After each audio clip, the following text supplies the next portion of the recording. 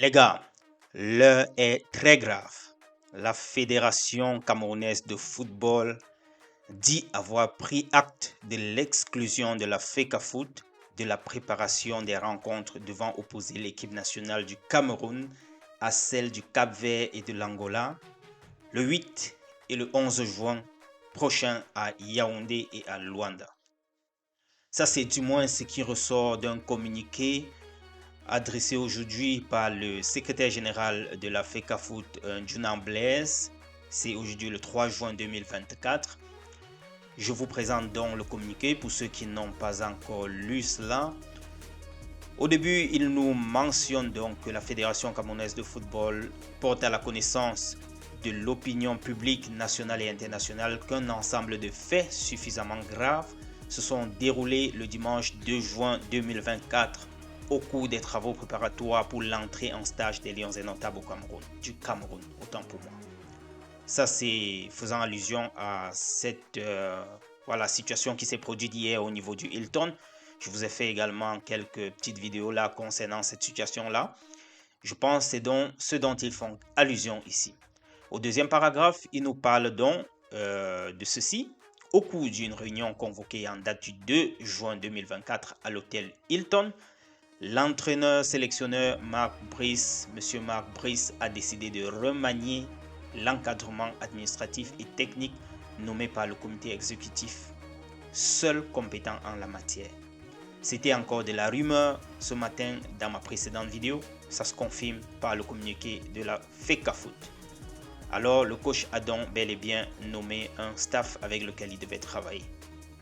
Par ailleurs, troisième paragraphe, l'hôtel choisi par ce dernier, pour des raisons que la FECAFOOT ignore, a refusé le paiement convenu depuis plusieurs jours, autant pour moi, pour les commodités d'hébergement. De même, la FECAFOOT a constaté que des individus présents sur place prennent un certain nombre d'initiatives à la demande du ministère des Sports et de l'Éducation physique.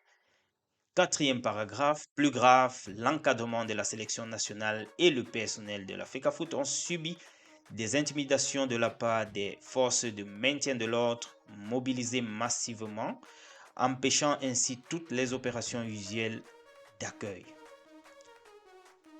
Cinquième paragraphe, au vu de ce qui précède et afin de ne pas être complice d'un trouble à l'ordre public et d'agissements qui méprisent à la fois les recommandations de son Excellence Monsieur le Président de la République, les règles et usages en vigueur lors des compétitions organisées par la FIFA, le comité d'urgence de la FECAFOOT réuni en sa session de ce jour à 11h a pris acte de l'exclusion de la FECAFOOT de la préparation des rencontres devant opposer l'équipe nationale du Cameroun à celle du Cap-Vert et de l'Angola les 8 et 11 juin 2024 à Yaoundé et à Luanda.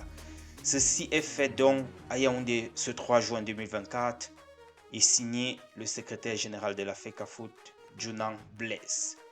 Voilà en fait ce qui en ressort, les amis.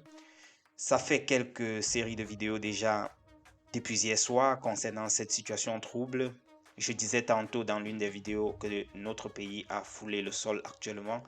C'est vraiment trop sale ce qui se passe en fait dans notre pays. Ça ne reflète pas une très bonne image. Ça nous salit à l'international. Tout le monde a les yeux braqués sur nous. Et tout ce que nous voulons, c'est juste avoir du calme et devoir observer nos lions jouer au football. C'est tout ce qu'on veut. Pas plus que ça. Si jamais les encadreurs qui sont autour des Lions indomptables pouvaient s'entendre, pouvaient faire, pouvaient trouver un compromis pour pouvoir régler cette situation avant les matchs qui vont suivre, ce qui est déjà difficile, à moins, 5 jours de la première rencontre, c'est vraiment compliqué. Mais si par miracle cela pouvait se faire, alors je dirais tout simplement que cela se fasse afin que les nombreux supporters des Lions indomptables puissent être en joie et que les Lions indomptables puissent donner le meilleur d'eux au niveau du stade. Actuellement, ce n'est pas le cas. Et avec le communiqué de la FECAFOOT, c'est dit que tout reste maintenant entre les mains du ministère des Sports qui va maintenant piloter unilatéralement, je suppose, puisque la FECAFOOT dit être exclue, je suppose qu'elle ne va plus donc entreprendre une action allant dans ce sens. Qu'est-ce qu'on fait? On observe et on espère tout simplement que les choses vont aller dans le bon sens dans les prochains jours, avant le match et pendant le match et même après le match pour la préparation de la prochaine rencontre au niveau de Luanda contre l'Angola. Mais l'atmosphère n'est pas très cool. L'atmosphère ne joue pas en faveur des Lions indomptables pour ces deux confrontations. On risque gros. Non seulement l'exclusion peut-être ou bien la suspension, voilà j'y arrive, la suspension par la FIFA, mais aussi même si on n'est pas suspendu, le résultat risque de ne pas être ce qu'on aurait souhaité. Parce que les Lions sont dans des conditions très difficiles. Et je suppose que même au sein des Lions indomptables, il doit y avoir des gens qui ont des partis pris. Et ça va pourrir tout simplement la situation davantage. Il y aura des gens qui vont supporter une partie, il y aura des gens qui vont supporter une autre partie. Et cela ne jouera pas en leur faveur.